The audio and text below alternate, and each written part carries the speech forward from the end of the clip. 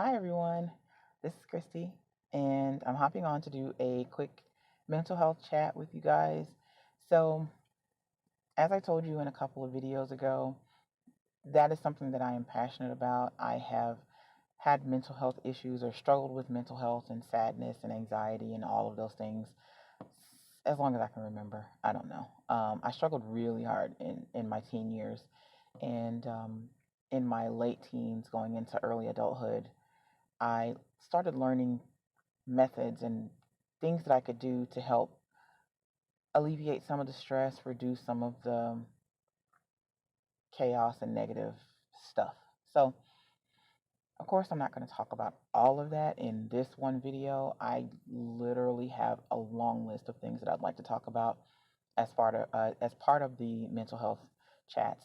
So, today I'm going to do a really quick um, short story and just a really short piece of advice. Oh, disclaimer before we get started, I am not a mental health professional, and anything you hear in my channel should not be used as a substitute for professional medical advice. This is me sharing my personal experiences and things that I've learned along the way to help deal with anxiety, stress, loss, loneliness, depression, all the things. So, beginning of this particular story. And so, when I tell you I am speaking from my personal experiences, I am literally speaking from my personal experiences. About a month and a half ago, we almost lost our son. He was in a coma. Well, they never officially called it a coma, they said altered mental state, but he could not speak or stand or wake up or any of those things. So that sounds like a coma to me, but there you go. We almost lost our son about a month and a half ago.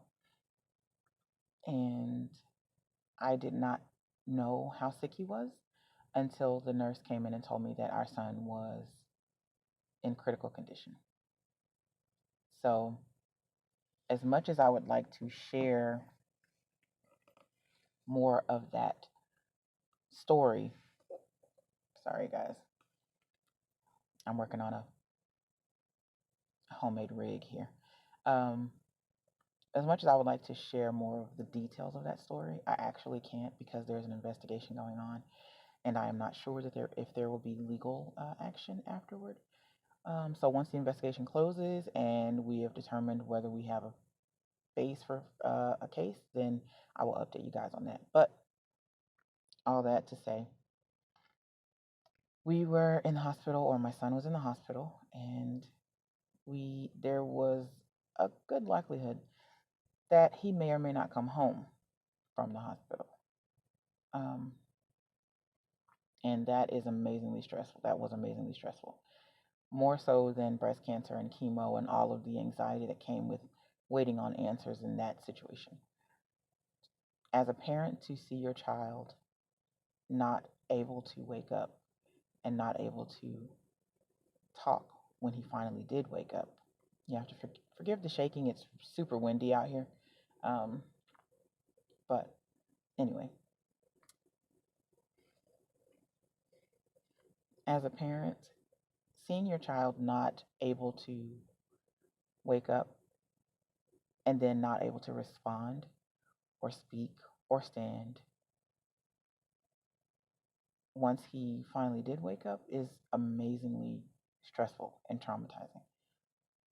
I did not know what to expect in that situation, but I just knew that it was not good. So, as stressful as it was, um, I had to find ways to not, um, I don't know how to put it. I had to find ways to not let that situation be overwhelming to a point that I couldn't function. Did I cry? Oh, heck yes. I lost my junk about 10 minutes after the nurse told me that my son was in critical condition, because that's how long it took for it to register. When she first told me, I literally felt like I had been punched in my gut. Like there was no wind, there was no reaction. It was just you lose your breath while you're still breathing. I don't know if that makes sense, but you lose your breath.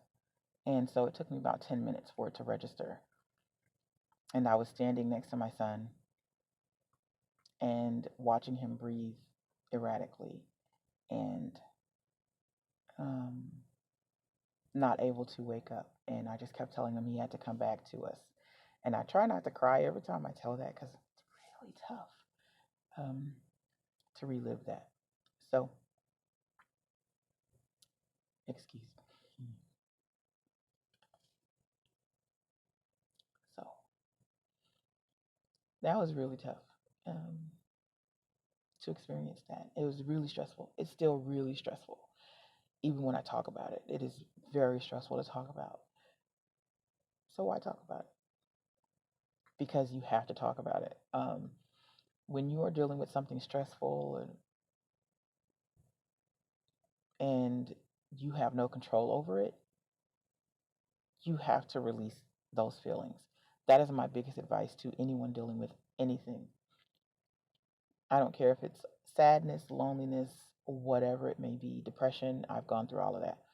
Anxiety, panic attacks, all of those things. You have to allow the feelings to come and acknowledge the feeling. Acknowledge it. And then learn how to find ways to find ways to reduce some of the anxiety or the stress or the sadness or the loneliness. And so for me personally, I've always found beauty in the most simplest of things that most people take for granted every day. But going through this situation has really reinforced that. And so for me, literally, it is watching a butterfly just pass by, just on in his life, just doing his thing, what he's supposed to do, seeing a butterfly pass by or land on me, or a bee, or watching bugs going about their daily lives, looking at flowers, watching how trees, the differences in the trees and their blooming, going into spring or coming into spring, where some trees are still bare and some have these bright, vivid flowers of, pink, white, whatever. All of those things are things of beauty. They bring joy to me, even if it is a momentary joy. They're things of beauty. And so sometimes it is something as simple as, or as overlooked, I think, as catching all the green lights going down the street. Seriously, those are wins for me. Those are simple wins that because we a lot of times when we are sad, we expect it to be this one thing that is going to bring us out of the sadness or out of the depression or out of the whatever. But when you look at it, normally we got into the sadness in increments, like a little bit at a time, a little bit at a time, and then you're at your lowest point. But we expect to be just flung out of sadness or plucked out of sadness by one monumental thing, one earth shattering great thing. It may not always happen that way. So find these little incremental joys, pieces of joy that you can find and string together. And then before you know it, you're in a better place mentally. You're not as sad, you're not as stressed, you're not as upset. And so for me, with my son in the hospital, not knowing how long we'd be there, not knowing how well he would have improved, what would be his mental status once he came out of the altered mental state, is what they called it. I found ways to relieve some of the stress and find simple joys by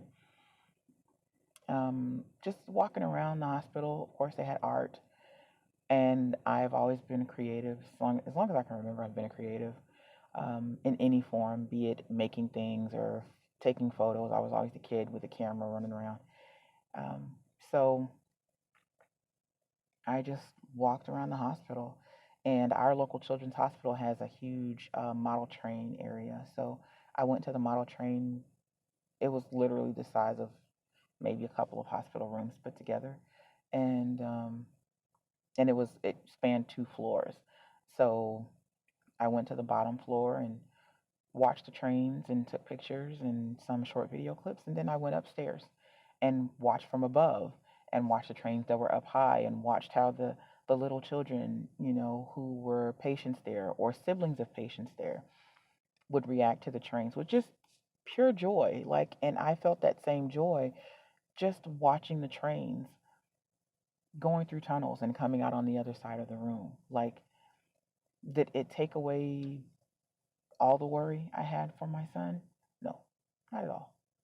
But there was a moment of me experiencing joy, me experiencing peace, and a calming sensation that allowed me to better deal with the stress once I finally did go back up to his room. And so, pretty much every day that he was in the hospital about 5 days, I think. And pretty much every day that he was in hospital, except for the very first day. First day, no, I didn't leave his room. No, there was no, I didn't leave his room. But the other 4 days, um, I would go to the train room, and I even found it by accident. I found it because I was looking for the cafe because I was hungry as crap. But once I found the trains, every day I went to see the trains, and that was so impactful for me, and that was so healing for me going through what has now been the most stressful thing I've ever had to deal with in my entire life. So, like I said, there usually isn't going to be one big, huge thing that's going to be the thing to pluck you out of sadness instantaneously.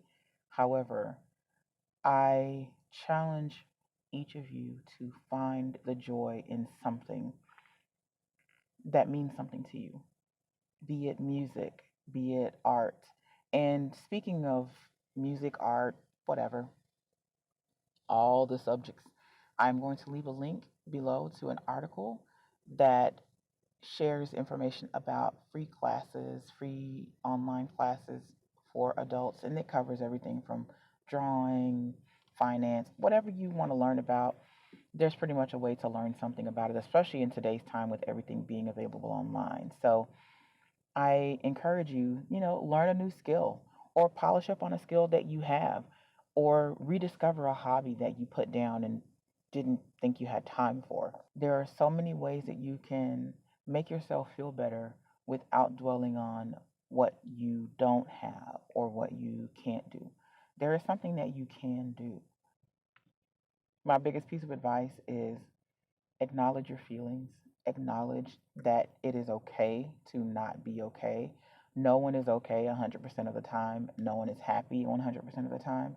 And conversely, my hope for you is that you are not sad 100% of the time. My hope is that you have something that brings you joy, that makes you feel better, even if temporarily. So if it's a new recipe that you tried and it finally you got it right, that's cool. Do that thing. Make it again. If it is a new skill that you've picked up and you've been struggling with and you find it finally clicked, then do it. Or if it's something you just want to learn, like there's a sense of pride that you get when you accomplish something that you've been attempting to learn. So just go for it. Try your best to not dwell so much on the worst of the worst, because that is typically automatic thoughts. What's called automatic thoughts, where we automatically think the worst of a situation and we think through the entire worst of the situation and what possibly could happen. So let's not think too far ahead of what the worst possibly could be. Let's focus on enjoying right now. And it I can't promise you that you will feel better. Again, that is not my place. I am just sharing some things that I have learned along the way that I hope will help someone. So until next time, be great, enjoy every day, cherish every moment, and please know that you are loved.